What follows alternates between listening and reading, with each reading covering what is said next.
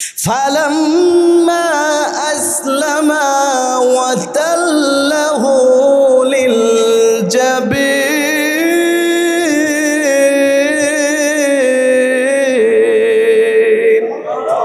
আল্লাহ রাব্বুল আলামিন বলেন, যখন বাপ বেটা দুজন আল্লাহর হুকুমের সামনে আত্মসমর্পণ করেছে, সন্তান জবাই হওয়ার জন্য রেডি হয়ে শুয়ে গেছে, বাবাও জবাই করার জন্য সন্তানটাকে জবাই করার সম্পূর্ণ প্রস্তুতি নিয়ে নিছে, ঘাড়ের মধ্যে বারবার পোছাইতে শুরু করেছেন।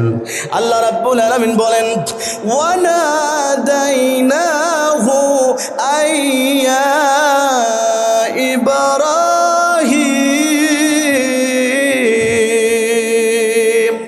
আল্লাহ বলেন, সাথে সাথে আমি আসমান থেকে ডাক দিলাম, হে ইব্রাহিম তুমি থামো, কদ সাদ্দাকতার রুইয়া।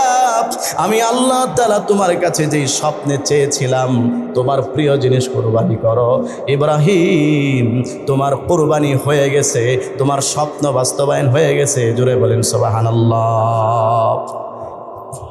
মুআজ্জাজ মুহতারাম প্রিয় মুসলিয়ানে কেরাম, মহান রব্বুল আলামিন আল্লাহ সুবহানাহু ওয়া তাআলার দরবারে আলিশানে লক্ষ কোটি শুকরিয়া আদায় করছি, যিনি আমাদেরকে আজকের এই পবিত্র জুমার দিনে আল্লাহ তাআলার মহান বিধান সালাতুল জুমা আদায় করার লক্ষ্যে পৃথিবীর সর্বশ্রেষ্ঠ উৎকৃষ্ট জায়গা মসজিদে আমাদেরকে আসার বসার তৌফিক দান করেছেন। এই জন্য সবাই সেই মহান রবের দরবারে শুকরিয়া আদায় করি, আলহামদুলিল্লাহ। আমি প্রথমেই আপনাদের কাছে দোয়া চেয়ে নিচ্ছি। আমি 2-3 দিন যাবৎ, আজকে সহ 3 দিন ঠান্ডা জ্বর কাশি, যার কারণে জোরে কথা বলতে গেলে কাশি উঠে বলার ভিতরে। আল্লাহ তাআলা যেন সুস্থতা দান করেন এবং কথা বলার মতো সুযোগ যেন আল্লাহ তাআলা দান করেন। সবাই বলেন আমিন। সম্মানিত হাজরিন, আমরা অত্যন্ত দামি এবং মুবারক মাস জিলহজ মাস, আশহুরুল হুরুম, হারাম মাসের মধ্যে যেই 4টি মাস আছে, এর মধ্যে দামি এক মাসের নাম হচ্ছে জিলহিজ্জা, জিলহজ মাস। আমরা জিলহজ মাসে অবস্থান করছি। আজকে জিলহজ মাসের 2 তারিখ। ইনশাআল্লাহ জিলহজ মাসের 10 তারিখে আমরা কোরবানির ঈদ, ঈদুল আযহা উদযাপন করব। এটা আল্লাহর পক্ষ থেকে আমাদের জন্য দেওয়া একটা আনন্দের দিন। এই যে কোরবানির ইতিহাস আপনারা বহুবার শুনেছেন, তারপরেও গতবার বছর ঘুরে ঘুরে কোরবানির সময় আসে, আমরা আবারও সেই কোরবানির ইতিহাসগুলো আপনাদেরকে আলোচনা করে শোনাই। কারণ কি? কারণ হচ্ছে এই যে কোরবানি, এটা একটা ত্যাগের ইতিহাস। এই পৃথিবীতে একজন নবী ছিলেন, হযরত ইব্রাহিম আলাইহিস সালাতু ওয়াস সালাম। উনি আল্লাহর জন্য এত কোরবানি করেছেন, এত ত্যাগ স্বীকার করেছেন, আল্লাহ তাআলা ওনার ঘটনা, ওনার ইতিহাস মানুষের জন্য এমন করে দিয়েছেন, প্রতি বছরেই মানুষের মধ্যে হাজার কোটি কোটি বার সেই বিষয়গুলো আলোচনা হতেই থাকে। বলেন সুবহানাল্লাহ। ইব্রাহিম আলাইহিস সালাতু ওয়াস সালামের জীবনী আমি আপনাদেরকে সংক্ষেপে গত 2 সপ্তাহ শুনিয়েছি। আজকে আমরা কোরবানি ইতিহাস শুনব। সম্মানিত হাজরিন, এই যে কোরবানি, এটা যে বর্তমান পৃথিবীতেই শুধুমাত্র আছে বিষয়টা এমন নয়, বরং এই কোরবানি পৃথিবীর একেবারেই শুরু থেকেই চলে আসতেছে। আমাদের মুসলিম জাহানের আদি পিতা হযরত আদম আলাইহিস সালাতু ওয়াস সালামের 2 সন্তানের মাধ্যমে কোরবানি শুরু হয়েছিল। আমি সংক্ষেপে গত সপ্তাহে শুনিয়েছি। এরপরে যত নবী ছিল, যত জাতি ছিল, সবার জমানাতেই কোরবানির বিধান ছিল। হয়তোবা সময় অন্যটা ছিল, কিন্তু কোরবানি ছিল। এই কথাটা আল্লাহ তাআলা কোরআনে বলছেন, এটা আমাদের কোনো বানানো কথা না। আল্লাহ বলেন ক্বালাল্লাহু তাআলা ওয়ালিকুল্লি উম্মাতিন জাআলনা মানসাকান লিয়াযকুরু ইসমাল্লাহি আলা মা রাযাকাহুম মিন বাহিমাতিল আনআম فإلهكم إله واحد فله أسلموا وبشر المخبتين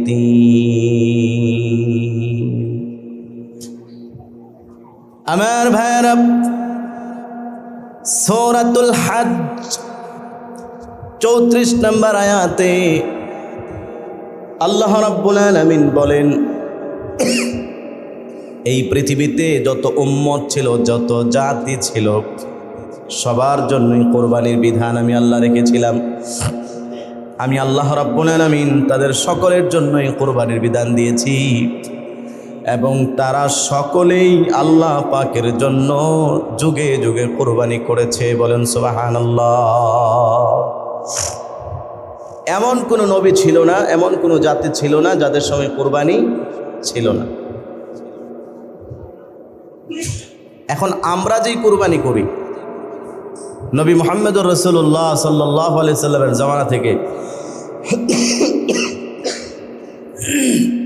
যেই কোরবানির ধারা চলে আসছে, এটা আগের কোরবানির মতো না, একটু পরিবর্তন হয়েছে। আমরা যে কোরবানিগুলো করি এগুলো হচ্ছে আমাদের মুসলিম জাহানের জাতির পিতা হযরত ইব্রাহিম আলাইহিস সালাতু ওয়াস সালামের সুন্নত। বলেন সুবহানাল্লাহ। হাদিসের মধ্যে আছে, নবীজি সাল্লাল্লাহু আলাইহি ওয়াসাল্লামকে সাহাবায়ে কেরাম প্রশ্ন করলেন, মা হাযিহিল আদাহি ইয়া রাসূলুল্লাহ।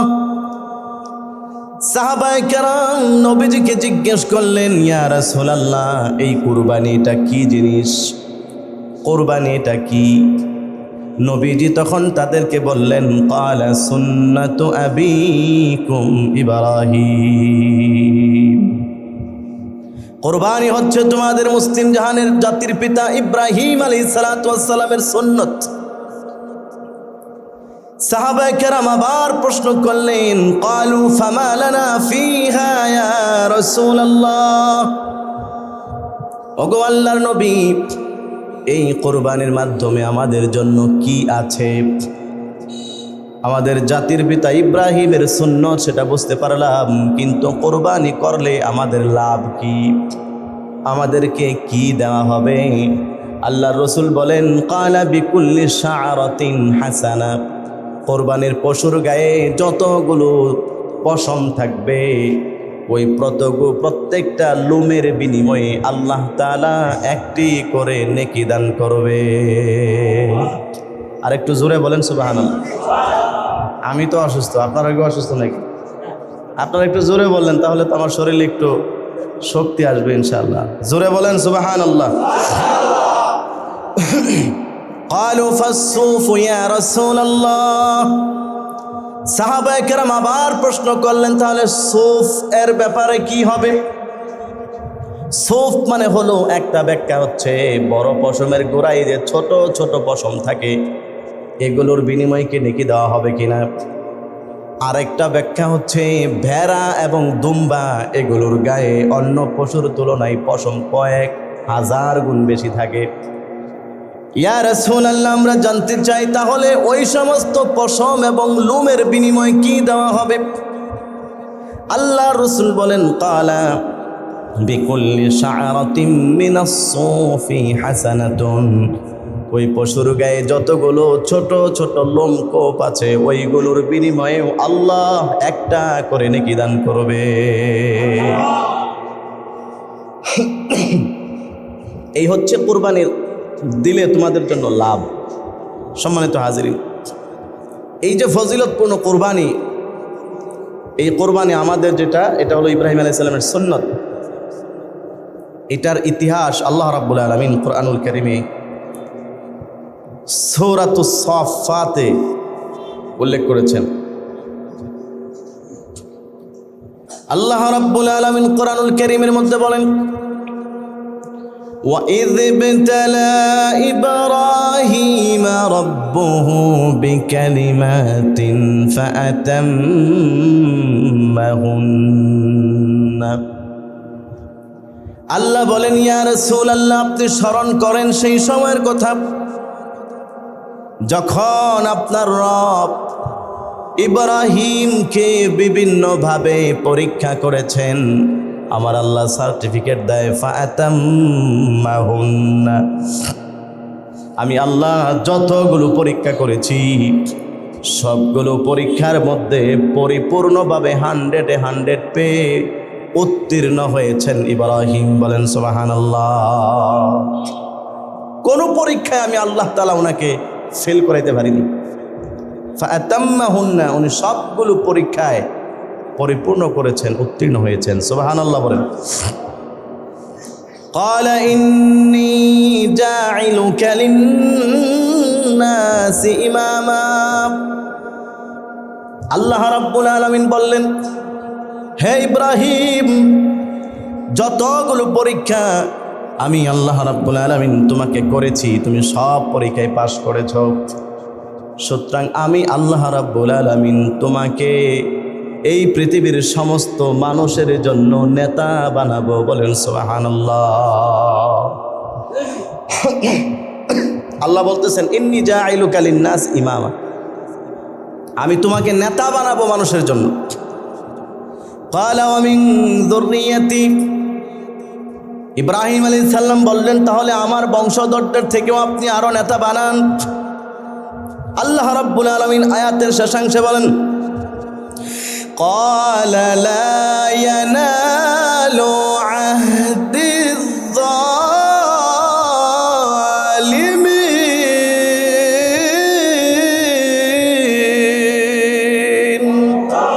আরো জোরে বলেন আল্লাহু আকবার। আল্লাহ রাব্বুল আলামিন বলেন, ইব্রাহিম শোনো, তোমাকেই নেতা বানাবো। যারা জালেম আমি আল্লাহ, তাদের থেকে আমি আল্লাহ কাউকে নেতা মনোনয়ন করি না। আমি শুধুমাত্র যারা পবিত্র তাদেরকে নেতা বানাই, জালেমদেরকে নেতা বানাই না। তাহলে এই আয়াতের মধ্যে আল্লাহ বললেন, আমি ইব্রাহিমকে অনেকভাবে পরীক্ষা করেছি, সব পরীক্ষায় উনি পাশ করছেন। সুবহানাল্লাহ বলেন। কিতাবের মধ্যে আছে আল্লাহ তাআলা ওনাকে 10টা পরীক্ষা করছেন, 10টা পরীক্ষায় উনি পাশ করছেন।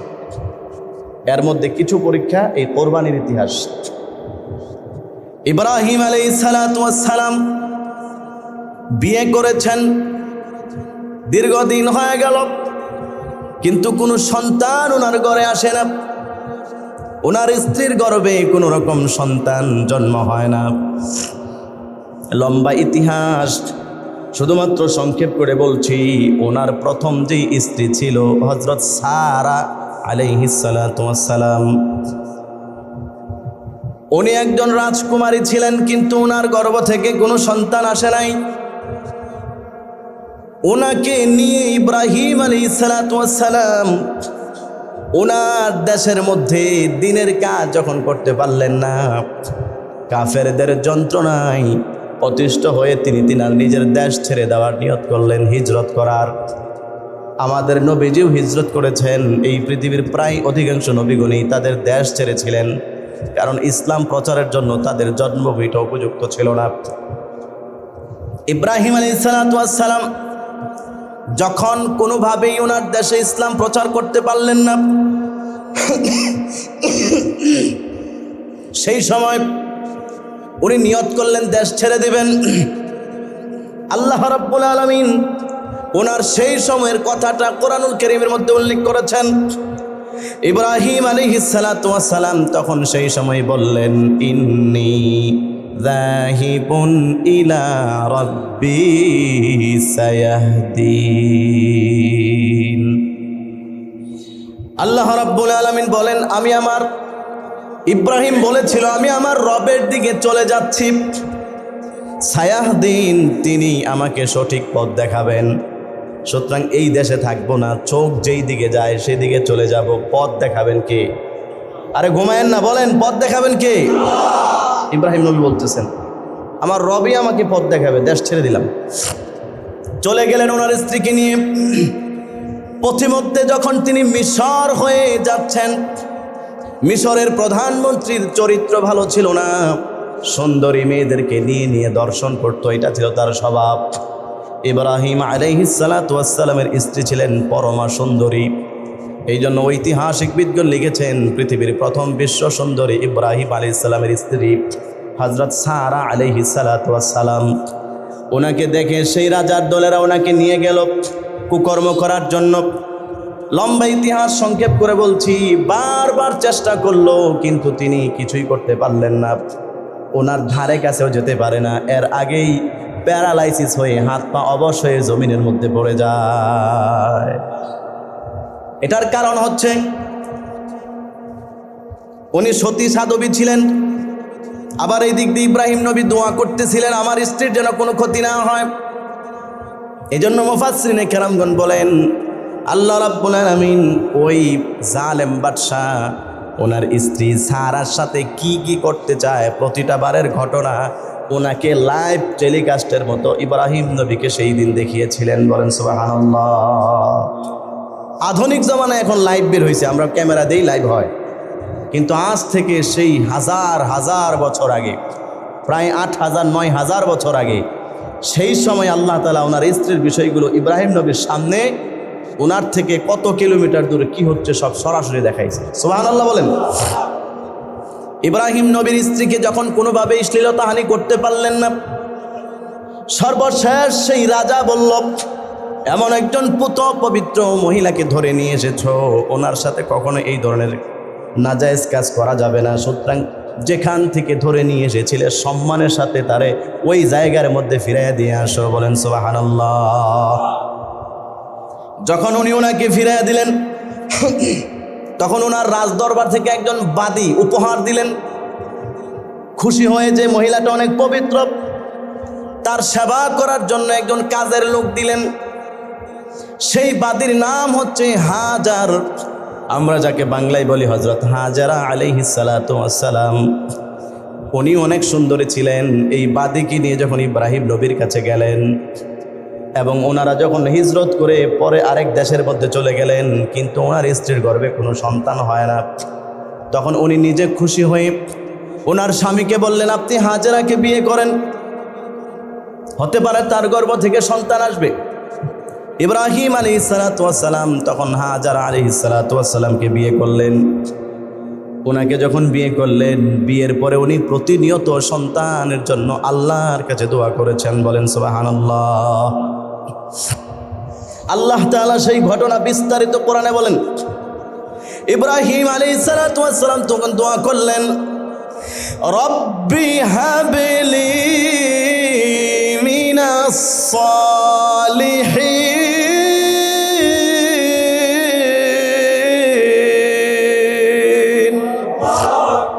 ইব্রাহিম আলাইহিস সালাতু ওয়াস সালাম নামাজের মধ্যে পড়ে কান্দেন আর দোয়া করেন আল্লাহ আমাকে আপনি একটা নেককার সন্তান দান করেন, আপনার কাছে তো কোনো কিছুর অভাব নাই। কোরআনে আরেক জায়গায় আল্লাহ তাআলা বলেছেন ইব্রাহিম নবী দোয়া করতেন রব্বি লা তাযারনি ফারদান ওয়া আনতা খায়রুল ওয়ারিসিন। আয় আল্লাহ আপনি আমাকে দুনিয়াতে নির্বংশ রাখেন না, আপনি আমাকে দুনিয়াতে সন্তান ছাড়া আমাদের সমাজে বলে আটকোর নির্বংশ বানায়েন না। ওয়া আনতা খায়রুল ওয়ারিসিন, আপনি তো হলেন সর্বোত্তম উত্তরাধিকারী, আপনার কাছে কোনো কিছুর অভাব নাই। আল্লাহ রাব্বুল আলামিন বলেন ইব্রাহিম নবী যখন দোয়া করলেন আল্লাহ আপনি আমাকে নির্বংশ বানায়েন না দুনিয়াতে, উনি আমার কাছে দোয়া করলেন আল্লাহ আমাকে একটা নেককার সন্তান দান করেন। আল্লাহ তাআলা কোরআনুল কারীমের পরের আয়াতে বলেন ফাবাশশারনাহু বিগুলামিন হালিম। ইব্রাহিম আলাইহিস সালাতু ওয়াস সালাম যখন আমার কাছে দোয়া করলেন আপনি আমাকে একটা নেককার সন্তান দান করেন, আল্লাহ বলেন আমি তখন তাকে একজন ধৈর্যশীল সন্তানের ব্যাপারে সুসংবাদ দিলাম। ইব্রাহিমকে আমি তখন বললাম তুমি ধৈর্য ধারণ করো, সবর করো, আমি আল্লাহ তোমাকে একজন সন্তান দিতেছি, তবে সে অনেক ধৈর্যশীল সন্তান। সুবহানাল্লাহ। কেমন ধৈর্যশীল এটা একটু পরে আমি আপনাদেরকে শোনাবো ইনশাআল্লাহ। দেখেন, ইব্রাহিম আলাইহিস সালাম 90 বছরের উপরে বয়স হয়ে গেছে, কিন্তু কোনো সন্তান নাই। আল্লাহ তাআলা ওনার কাছে কান্না করেছেন, দোয়া করেছেন, আল্লাহ আপনি আমাকে নির্বংশ রাখেন না। কারণ সন্তান না থাকলে এমন একটা পরিস্থিতি হয়, এক সময় তার নাম নিশানা দুনিয়া থেকে মিটে যায়, তার বংশধর যেহেতু নাই। যেমন আমার সন্তান আছে, আলহামদুলিল্লাহ আল্লাহ তাআলা দিয়েছেন, আমার সন্তানের সন্তান হবে, এক সময় তার সন্তানের সন্তান হবে, এভাবে কিয়ামত পর্যন্তই আমার বংশ পৃথিবীতে জারি থাকবে। সে যতবার দোয়া করবে আমার বংশের পূর্বসূরি যারা আছে আল্লাহ আপনি তাদেরকে মাফ করেন, দোয়ার একটা অংশ আমি পাবো। কিন্তু আল্লাহ না করুক, আমার যদি কোনো সন্তান না থাকতো তাহলে কি অবস্থা হইতো? আমার জন্য আমার ভাই দোয়া করতো, আমার ভাতিজা চাচার জন্য দোয়া কয়দিন করে, এটা তো আপনারা সমাজের বাস্তব পরিবেশ বুঝেন ভালো কথা। অথবা আমার অন্যান্য আত্মীয়রা তারা আমার জন্য দোয়া অথবা আমাকে স্মরণ রাখার বিষয়টা বেশি দিন করবে না। এই জন্য ইব্রাহিম নবী দোয়া করছেন, আল্লাহ আপনি আমার দুনিয়াতে নির্বংশ বানায় যায়েন না। আল্লাহ রাব্বুল আলামিন বলেন আমি ইব্রাহিমের সেই দোয়া করে তার দোয়াটাকে এমনভাবে কবুল করেছি, ইব্রাহিমের প্রথম সন্তান ইসমাইল আলাইহিস সালাতু ওয়াস সালাম, ওনার বংশে 3500 বছর পর্যন্ত কোনো নবী দেই নাই। শেষ একেবারে শেষ পয়গম্বর 3500 বছর পরে ইসমাইলের বংশ থেকে আমি সর্বশ্রেষ্ঠ নবী মুহাম্মদুর রাসূলুল্লাহকে প্রেরণ করেছি। তার মানে নবী মুহাম্মদের যত উম্মত আছে কিয়ামত পর্যন্ত ওনার নবুয়ত পৃথিবীতে চলবে, সবাই ওনার রূহানি সন্তান। তার মানে এই পৃথিবীর সমস্ত মানুষেরা ইব্রাহিম নবীর রূহানি সন্তান। আল্লাহ বলেন আমি আমার পয়গম্বর ইব্রাহিমকে নির্বংশ বানাই নাই, বরং কিয়ামত পর্যন্ত আমার ইব্রাহিমের নাম সবার মুখে মুখে থাকবে। যার কারণে নামাজ পড়ি আল্লাহুম্মা সাল্লি আলা মুহাম্মদ ওয়া আলা আলি মুহাম্মদ কামা সাল্লাইতা আলা ইব্রাহিম। আল্লাহ আপনি নবী মুহাম্মদের উপর রহমত নাজিল করেন এবং তার বংশের উপর রহমত নাজিল করেন, কামা সাল্লাইতা আলা ইব্রাহিম, যেমনিভাবে আপনি ইব্রাহিমের উপর দরুদ পড়েছেন, ওয়া আলা আলি ইব্রাহিম, এবং ইব্রাহিমের বংশের উপরও রহমত নাজিল করেছেন। আল্লাহ বলেন আমি আমার এই প্রিয় নবীর নাম কিয়ামত পর্যন্ত মানুষের মুখে মুখে এভাবেই সংরক্ষণ করে রেখেছি। বলেন সুবহানাল্লাহ। কি সম্মান আল্লাহ তাআলা দিয়েছেন। দৈনিক কত হাজার কোটি কোটি মানুষ নামাজ পড়ে 5 বার, এরপরে নফল পড়ে, সুন্নত পড়ে, বেদের পড়ে, কত নামাজ। প্রত্যেক নামাজের মধ্যেই বলেন তো দুরূদ শরীফ আছে না নাই? আল্লাহ তাআলা নবীর নাম এবং তারই বাবা ইব্রাহিমের নামকে সংযুক্ত করে দিয়েছেন। কিয়ামত পর্যন্তই নামাজ থাকবে আর বাপ বেটার নাম উচ্চারণ হতেই থাকবে। এটাই হচ্ছে আল্লাহর পক্ষ থেকে দেওয়া সম্মান। সুবহানাল্লাহ। ইব্রাহিম আলাইহিস সালাতু ওয়াস সালামের দোয়ার বরকতে আল্লাহ রাব্বুল আলামিন ওনাকে একটা ধৈর্যশীল নেককার সন্তান দিলেন। এজন্য আমাদের জন্য করণীয় হচ্ছে যাদের সন্তান নাই অথবা নবদম্পতি যারা আছেন, বিবাহ যদি যারা করেছেন, সন্তান চাইতে হবে। জোরে বলেন কার কাছে? আল্লাহর কাছে সন্তান চাইতে হবে। আল্লাহ বলেন আমার কাছে কোনো কিছুর অভাব নাই। আমার বান্দা যখন নিজের দুর্বলতা প্রকাশ করে, নিজের অসহায়ত্ব প্রকাশ করে আমি আল্লাহর কাছে কোনো কিছু চাই, আমি আল্লাহ তাকে কখনো খালি হাতে ফিরাই না। অবশ্যই আমি আমার বান্দার মনের আশা পূরণ করি, যেমনটা ইব্রাহিম নবীর ক্ষেত্রে করেছিলাম। সন্তান হয়েছে, সন্তান হওয়ার পরে আল্লাহ তাআলার আরেক পরীক্ষা শুরু হলো ইব্রাহিম নবীর সাথে। ইব্রাহিম আলাইহিস সালাম 90 বছর বয়সে সন্তান পেয়েছেন। স্বাভাবিকভাবেই সন্তানের প্রতি আকর্ষণ, মহব্বত, ভালোবাসা অনেক বেশি। এই জন্য ইব্রাহিম আলাইহিস সালাতু ওয়াস সালাম সন্তানের প্রতি মহব্বত বেশি নাকি আল্লাহর মহব্বত বেশি, পরীক্ষা করার জন্য আল্লাহ তাআলা আরেক কঠিন বিধান ওনার উপরে চাপায়া দিলেন। আল্লাহ রাব্বুল আলামিন বলেন তুমি তোমার সন্তান এবং এই স্ত্রী দুইজনকেই তুমি তোমার চোখের থেকে দূরে সরায় দিবা, নির্বাসনে দিবা, বনবাসে পাঠায় দাও। ইব্রাহিম আলাইহিস সালাতু ওয়াস সালাম এমন আল্লাহর পাগল, আল্লাহ রাব্বুল আলামিন যখনই এই আদেশ করেছেন, একটা মিনিটও দেরি করে নাই, সাথে সাথেই সন্তান এবং ওনার স্ত্রীকে ঘোড়ার উপরে উঠায়া উনি যেই জায়গায় থাকতেন ওখান থেকে শত শত কিলোমিটার দূরে মক্কায় উনি নির্বাসনে দিয়ে পিছনের দিকে চলে গিয়েছে। উনি সন্তান এবং ওনার স্ত্রীকে রেখে চলে যাচ্ছেন। আপনাদেরকে শুনিয়েছিলাম আয়াত, আল্লাহ কোরআনে বলেন, ইব্রাহিম আলাইহিস সালাতু ওয়াস সালাম যখন সন্তান এবং স্ত্রীকে রেখে চলে যাচ্ছেন, এমন একটা জায়গায় কোনো খাবার নাই, গাছপালা নাই, পানি নাই, কিছু নাই, সন্তানকে রেখে চলে যাচ্ছেন।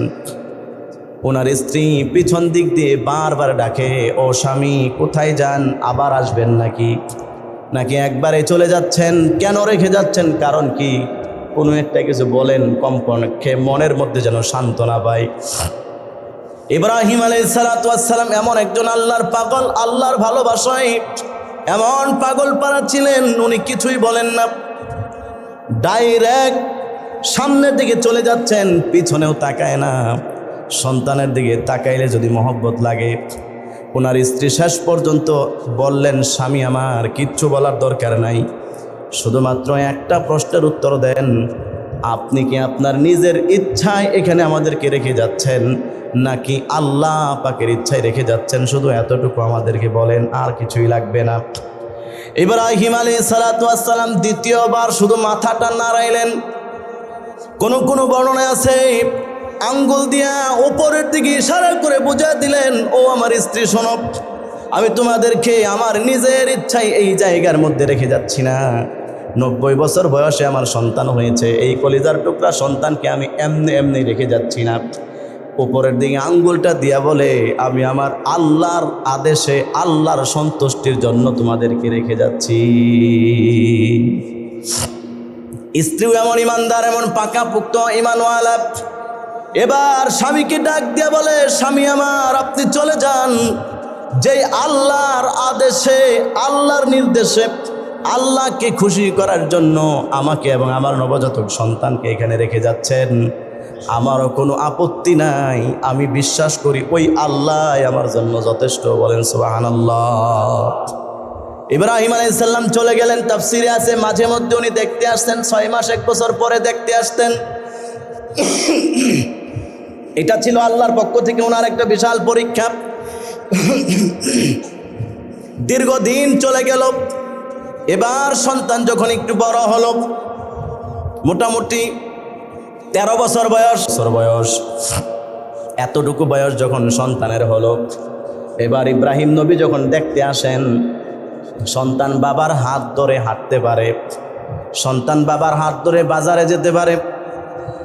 এখন সন্তানের প্রতি মহব্বত আগের চাইতে আরেকটু বেড়ে গেছে। আল্লাহ রাব্বুল আলামিন এমন টাইমে ইব্রাহিমকে সন্তানের মহব্বত বেশি নাকি আল্লাহর মহব্বত বেশি পরীক্ষা করার জন্য আরেকটা গুরুত্বপূর্ণ বিষয় এবং পরীক্ষা ওনার উপর আল্লাহ তাআলা চাপায়া দিয়েছেন। আল্লাহ তাআলা কোরআনুল কারীমের মধ্যে বলেন, ফালাম্মা বালাগা মাআহুস সাইয়া, ইব্রাহিমের সন্তান ইসমাইল যখন এতটুকু বয়স হলো, সন্তান তার বাবার সাথে চলাফেরা করতে পারে। আল্লাহ বলেন, যখন এতটুকু বয়স সন্তানের হলো, রাতের বেলা ইব্রাহিম নবী ঘুমায় গেছেন, স্বপ্নে দেখতেছেন। আল্লাহ রাব্বুল আলামিন ডাক দিয়ে বলে, চিন্তা করেন কত কঠিন পরীক্ষা। ও ইব্রাহিম, তুমি তোমার প্রিয় জিনিসটাকে আমি আল্লাহর জন্য জবাই করে দাও, কুরবানি করে দাও। ইব্রাহিম আলাইহিস সালাতু ওয়াস সালাম বিভিন্ন তাফসিরে আছে, পরের দিন সকালবেলায় উট জবাই করলেন, ঘুমায় গেলেন। রাতের বেলায় লম্বা ইতিহাস, আবার স্বপ্নে দেখানো হলো, প্রিয় জিনিস কুরবানি করো, এটা করতে বলি নাই, তোমার মহব্বতের যে জিনিস আছে সেটা কুরবানি করো। পরের দিন আবার কুরবানি করলেন, কাজ হলো না। রাতের বেলায় স্বপ্নে দেখলেন, আল্লাহ ডাক দিয়া বলে, ইব্রাহিম তুমি তোমার প্রিয় জিনিস চাইছি, এটা চাই নাই, তোমার সবচাইতে প্রিয় জিনিস যেটা, ওইটারে আমি আল্লাহর জন্য জবাই করো। ইব্রাহিম আলাইহিস সালাতু ওয়াস সালাম এভাবে পর 3 দিন কুরবানি করলেন। তৃতীয় দিনে যখন কোরবানির ব্যাপারে ঘোষণা আসলো, আমি এইটা চাই নাই, প্রিয় জিনিস কোরবানি করো। নবীদের স্বপ্নগুলো ওহী, এগুলো আল্লাহর পক্ষ থেকে দেওয়া বিধান, ওনার আর বুঝতে বাকি রইল না। আল্লাহ তাআলা আমার প্রিয় জিনিস বারবার কুরবানি চায়। আমার কাছে আমার প্রিয় সন্তান, কলিজার টুকরা সন্তান, 90 বছর বয়সে যেই সন্তান আমার আল্লাহ দান করেছেন, আমার নিজের জীবনের চাইতে ওই ইসমাইল আমার কাছে বেশি প্রিয়। আমার আল্লাহ মনে হয় আমার সেই ইসমাইলকে জবাই করার জন্য আমাকে আদেশ করতেছে। ইব্রাহিম আলাইহিস সালাতু ওয়াস সালাম ঘুম থেকে উঠে আর কোনো কথা নাই, কারোর সাথে কোনো পরামর্শ নাই, ডাইরেক্ট ওনার সন্তানের কাছে গেল, সন্তানটারে ডাক দিয়ে আনছেন।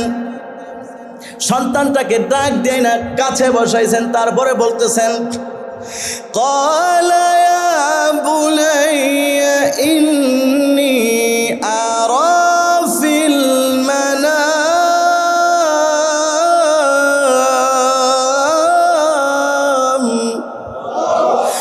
আন্নী আযবাহুকা ফানজুর মাযা তারা। আল্লাহ রাব্বুল আলামিন বলেন, ইব্রাহিম ওনার সন্তানটাকে কাছে নিয়ে মহব্বত করে বসাইছেন। চিন্তা করেন, 90 বছর বয়সে পাওয়া সন্তান, কত ত্যাগ তিতিক্ষা, কত কান্নার চোখের পানির বিনিময়ে এই সন্তান তিনি পাইছেন। সেই সন্তানটাকে কাছে বসায়া বলতেছে ডাইরেক্ট, ইয়া বুনাইয়া ইন্নী আরা ফিল মানাম। আল্লাহ তাআলার প্রেমে ওনারা কত পাগল ছিলেন সেই ঘটনা আল্লাহ কিয়ামত পর্যন্ত মানুষকে শোনাচ্ছেন। ইব্রাহিম তার সন্তানটাকে কোলের মধ্যে নিয়ে বলতেছে, ইয়া বুনাইয়া, হে আমার কলিজার টুকরা সন্তান। প্রথম ডাকটা দিয়েছেন ইয়া বুনাইয়া, হে আমার আদরের কলিজার টুকরা সন্তান। কোরআনে আল্লাহ তাআলা যতগুলো সন্তানের ব্যাপারে ঘটনা শুনিয়েছেন, সবগুলো বাবা ওনার সন্তানদেরকে এভাবেই ডেকেছিলেন। ইউসুফ নবীকে ওনার বাবা ইয়াকুব আলাইহিস সালাতু ওয়াস সালাম বলেছিলেন, ইয়া বুনাইয়া, হে আমার কলিজার টুকরা সন্তান, লা তাকুসুস রুয়াকা, তুমি যেটা স্বপ্নে দেখছো তোমার ভাইদেরকে বলো না। আবার হযরত লুকমান হাকিম উনি ওনার সন্তানকে যখন নসিহত করেছিলেন তখনও বলেছিলেন, ইয়া বুনাইয়া, হে আমার কলিজার টুকরা সন্তান। এই জন্য মুফাসসিরিনে কেরাম বলেন, বাবার জন্য দায়িত্ব হচ্ছে সন্তানকে আদর করে করে দিনের বিষয়গুলো তাদেরকে বোঝায়া দেওয়া। বাসায় গিয়ে, বাড়িতে গিয়ে কুলে নিয়ে বোঝাবেন, বাবা আল্লাহ ছাড়া কেউ নাই। বাবারে জীবনে সুদ খাইবা না, নামাজ পড়বা, রোজা রাখবা, আমল করবেন তো ইনশাআল্লাহ। আদর করে করে এভাবে সন্তানকে বোঝানো এটা বাবার দায়িত্ব। ইব্রাহিম নবী বললেন, বাবা, ইয়া বুনাইয়া, হে আমার কলিজার টুকরা সন্তান, ইন্নী আরা ফিল মানাম, আমি তো রাতের বেলায় স্বপ্নে দেখেছি, আন্নী আযবাহুকা, আমি আমার নিজের হাতে তোমারে জবাই করতেছি। আল্লাহু আকবার বলেন। সন্তানরে বুঝাইতেছে, বাবা আমি তোমাকে জবাই করতেছি, স্বপ্নে দেখছি। ফানজুর মাযা তারা, এখন এই ব্যাপারে তোমার মতামত কি? তোমার মতামতটা একটু শোনাও। তার মানে আমি কি তোমাকে জবাই করতে পারি নাকি? তুমি কি জবাই হইতে রাজি আছো নাকি? আল্লাহু আকবার। চিন্তা করেন কেমন বাবা কেমন সন্তান। সন্তান তো ছোটকাল থেকেই বাবা আল্লাহর প্রেমে কেমন আশেক এটা দেখে আসতেছে।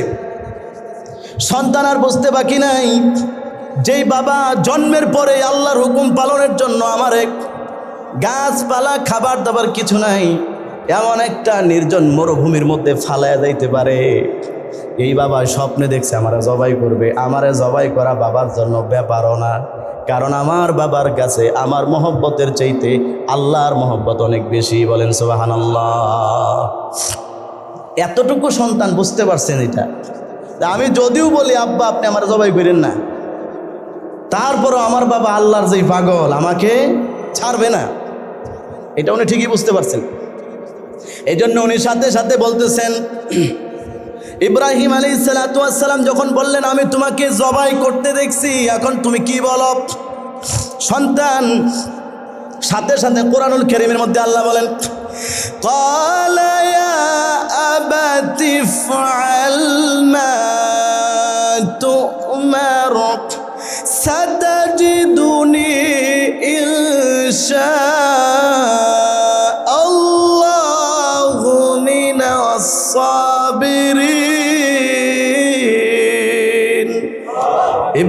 সাল্লাম যখন বললেন, বাবা আমি তোমাকে নিজের হাতে জবাই করতে দেখেছি, তোমার মতামতটা কি বলো?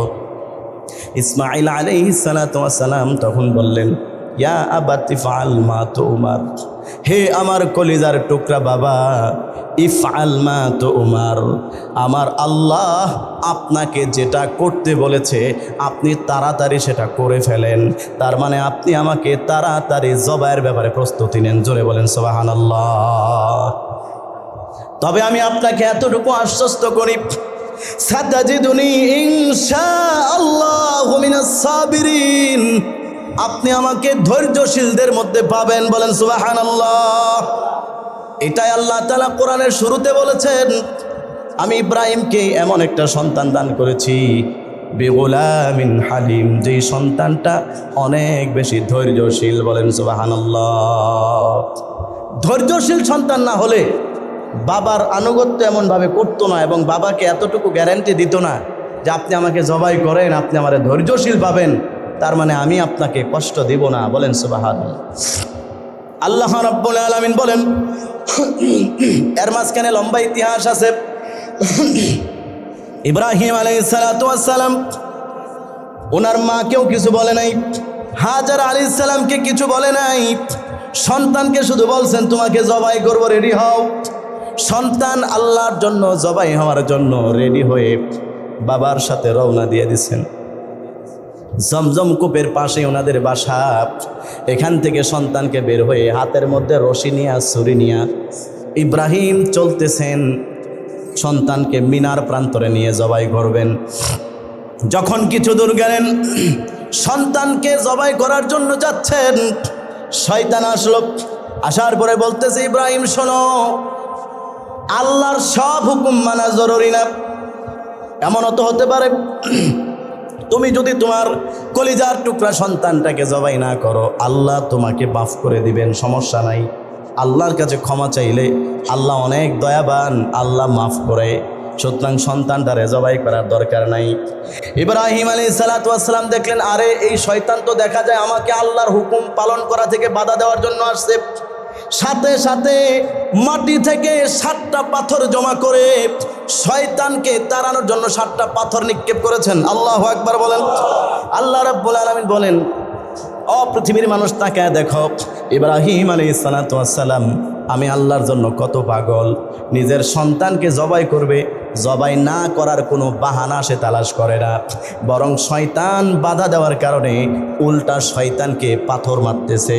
আমি আল্লাহ তাই এটা এমন পছন্দ করলাম, আমি আল্লাহ রাব্বুল আলামিন এই কিয়ামত পর্যন্ত যত হাজী সাহেবরা হজ করতে যাবে, আমি আল্লাহ তাদের জন্য যেই 3 জায়গায় শয়তানকে তাড়ানোর জন্য 3×7=21টা পাথর ইব্রাহিম আলাইহিস সালাম মেরেছিল, আমি আল্লাহ সেই পাথর মারার বিধান কিয়ামত পর্যন্ত হাজী সাহেবদের জন্য দিয়ে দিলাম।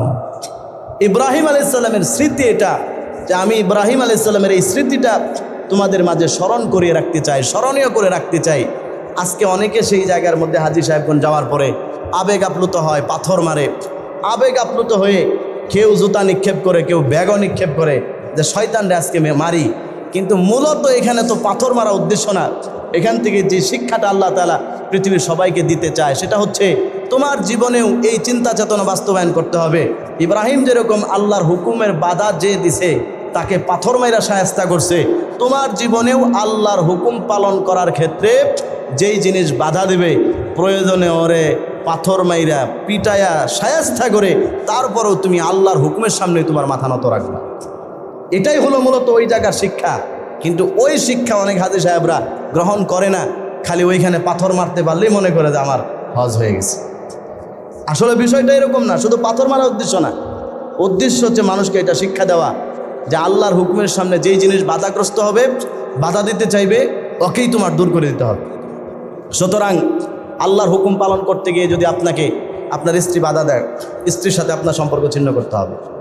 আজকে অনেকে দাঁড়িয়ে রাখে না, বলে বউ বেজার। আল্লাহর হুকুম দাঁড়িয়ে রাখা, নবীর সুন্নত দাঁড়িয়ে রাখা, আপনার বউ বলে দাঁড়িয়ে রাখবেন না। ইসলামের বিধান প্রয়োজনে আপনি তার সাথে সম্পর্ক ছিন্ন করবেন, আল্লাহর হুকুম দাঁড়িয়ে রাখা এটা রাখবেন। বোঝার জন্য একটা উদাহরণ দিলাম, এরকম আরও বহুত কিছু আছে সমাজের মধ্যে। আল্লাহর হুকুমের সামনে বাধা যে হয়ে দাঁড়াবে, আপনি তারাই বাদ দিবেন, তাকেই পরিত্যাগ করবেন, কিন্তু আল্লাহর হুকুম কখনোই ছাড়বেন না। ইব্রাহিম আলাইহিস সালাতু ওয়াস সালামকে 3 বার বাধা দেওয়ার পরেও যখন কোনোভাবে শেষ করতে পারেন না, কোনোভাবেই যখন ওনাকে কোরবানি দেওয়া থেকে বিরত রাখতে পারছেন না, শয়তান দৌড়ায় আসলো হাজেরার কাছে। আসার পরে বলতেছে, ও হাজেরা শোনো, তোমার সন্তান ইসমাইল কোথায়? হাজেরা আলাইহিস সালাম বলেন তার বাবার সাথে মিনার বাজারের দিকে যাইতেছে। ওনার বাবা তাকে মিনার বাজারে নিয়ে যাচ্ছেন। শয়তান বলে, সর্বনাশ, তুমি কি জানো ইব্রাহিম তাকে কেন নিয়ে যাচ্ছেন? হাজেরা আলাইহিস সালাতু ওয়াস সালাম বলেন, বাজারে নিয়ে যাচ্ছেন, বাজার সদাই করবে, বাজারের অনেক জিনিসপত্র দেখবে, এমনটাই তো হতে পারে। কিন্তু শয়তান বলে, না, ইব্রাহিমের সন্তানকে ইসমাইলকে ইব্রাহিম আল্লাহর রাস্তায় কোরবানি করার জন্য, জবাই করার জন্য নিয়ে যাচ্ছেন। বলেন সুবহানাল্লাহ। ইব্রাহিম আলাইহিস সালাম ওনার স্ত্রীকে বলে যায় নাই যে আমি জবাই করতে নিয়ে যাইতেছি। মহিলা মানুষ যদি আবার মন নরম হয়ে যায়, যাইতে না দেয়, বাধা দেয়, এই জন্য না বইলেই নিয়ে গেছে। আয়েশা জানাইছে শয়তানে, সন্তানরা তো জবাই করে ফেলবে। হাজেরা আলাইহিস সালাতু ওয়াস সালাম চিন্তা করেন কেমন ঈমানওয়ালা। উনিও বলে, আমার স্বামী কখনোই উল্টাপাল্টা কোনো কাজ সে করে না। যদি জবাই সে করতে হয় তাহলে আল্লাহর হুকুম পালন করার জন্যই জবাই করবে। আর যেই আল্লাহ আমাকে সন্তান দিয়েছেন, ওই আল্লাহর জন্য যদি সন্তানকে জবাই হতে হয়, তাতে আমি বিন্দু পরিমাণে বাধা দিব না, বরং আমি আল্লাহর উপরে আরো খুশি। বলেন সুবহানাল্লাহ। শয়তান সুবিধা করতে পারলো না, বেজার হয়ে চলে গেল। ইব্রাহিম আলাইহিস সালাতু ওয়াস সালাম সন্তানকে জবাই করার জন্য মিনার বাজারে নিয়ে গেলেন। মিনার প্রান্তরে যখন উনি ওনার সন্তানকে নিয়ে গেলেন, সন্তান এবার ইব্রাহিম আলাইহিস সালামকে ওনাকে প্রস্তাব দিতেছেন, বাবা শোনেন, আপনি যখন আমাকে জবাই করবেন, আপনি জবাই করার সময় আমার হাত পাগুলো নাড়াপাড়া করতে পারে। আপনার জবাই করার সময় আমার হাত পা নাড়াচাড়া করার কারণে আপনার শরীরে লেগে কষ্ট লাগতে পারে। এই জন্য আপনি আমাকে রশি দিয়ে হাত পাগুলো শক্ত করে বাঁধেন। 2 নাম্বার আবদার আপনার কাছে, আপনি যখন আমাকে জবাই করবেন, আমার মুখটা নিচের দিকে বালু গর্ত করে ঢুকায়া তারপরে ঘাড়ের দিক দিয়ে পিছন দিয়ে রগগুলো কাটবেন।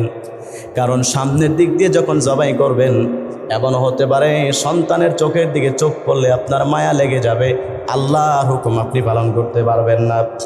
এই জন্য আল্লাহর হুকুম পালন করতে যেন আপনার কোনো কষ্ট না হয়, আমার চোখ বাঁধবেন, মাথা উল্টায়া ঘাড়ের দিক দিয়ে জবাই করবেন। 3 নাম্বার উপদেশ, 3 নাম্বার আবদার আপনার কাছে থাকবে, আপনি আমাকে জবাই করার পরে আমার এই রক্ত মাখা কাপড়টা নিয়ে আমার জনম দুঃখিনী মার একটু দেখাইবেন। কারণ আমি আসার সময় আমার মার কাছ থেকে বিদায় নিয়ে আসতে পারি নাই, যেন আমার মা আমার রক্ত মাখা কাপড়টা দেখে সান্ত্বনা পেতে পারে, আমার সন্তান আল্লাহর জন্য জবাই হয়েছে। বলেন সুবহানাল্লাহ। লম্বা ইতিহাস আছে এখানেও। ইব্রাহিম আলাইহিস সালাম এবার ওনার সন্তানটাকে প্রস্তুত করে শোয়া দিলেন।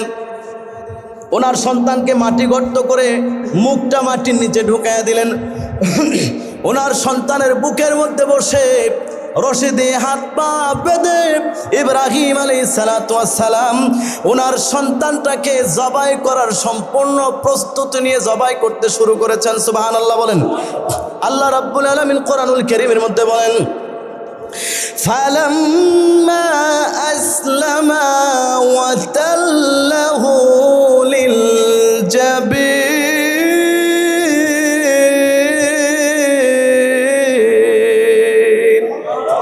আল্লাহ রাব্বুল আলামিন বলেন, যখন বাপ বেটা দুজন আল্লাহর হুকুমের সামনে আত্মসমর্পণ করেছে, সন্তান জবাই হওয়ার জন্য রেডি হয়ে শুয়ে গেছে, বাবাও জবাই করার জন্য সন্তানটাকে জবাই করার সম্পূর্ণ প্রস্তুতি নিয়ে নিছে, ঘাড়ের মধ্যে বারবার পোছাইতে শুরু করেছেন।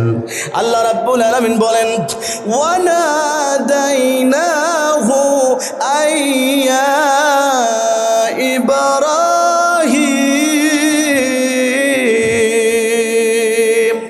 আল্লাহ বলেন, সাথে সাথে আমি আসমান থেকে ডাক দিলাম, হে ইব্রাহিম তুমি থামো, কদ সাদ্দাকতার রুয়া, আমি আল্লাহ তাআলা তোমার কাছে যেই স্বপ্নে চেয়েছিলাম তোমার প্রিয় জিনিস কুরবানি করো, ইব্রাহিম তোমার কুরবানি হয়ে গেছে, তোমার স্বপ্ন বাস্তবায়ন হয়ে গেছে। জোরে বলেন সুবহানাল্লাহ। ইন্না কাযালিকা নাজজিল মুহসিনিন। আল্লাহ রাব্বুল আলামিন বলেন, আমি এইভাবেই পৃথিবীর যারা নেককার তাদেরকে প্রতিদান দান করে থাকি। ইব্রাহিম আলাইহিস সালাম চোখ বন্ধ করে জবাই করতেছেন, পুছাইতেছেন, কিন্তু জবাই করতে পারলেন না। আল্লাহ বলেন, ইন্না হাযা লাহুয়াল বালাউল মুবিন, এটা আমি আল্লাহর পক্ষ থেকে ইব্রাহিমের জন্য একটা স্পষ্ট পরীক্ষা। বলেন সুবহানাল্লাহ। ইব্রাহিম যখন জবাই করতে শুরু করলেন তখন আমি তাকে কিভাবে সহযোগিতা করলাম? আল্লাহ বলেন, ওয়াফাদাইনাহু বিযিবহিন আযীম।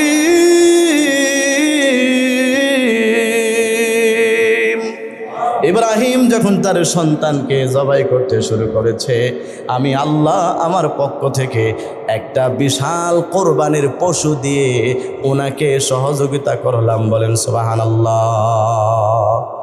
আমি আল্লাহ তাআলা আমার পক্ষ থেকে জান্নাত থেকে একটা দুম্বা পাঠায়া ইসমাইলকে সরায়া ইব্রাহিম আলাইহিস সালাতু ওয়াস সালামের ছুরির নিচে শোয়া দিছি। বলেন সুবহানাল্লাহ।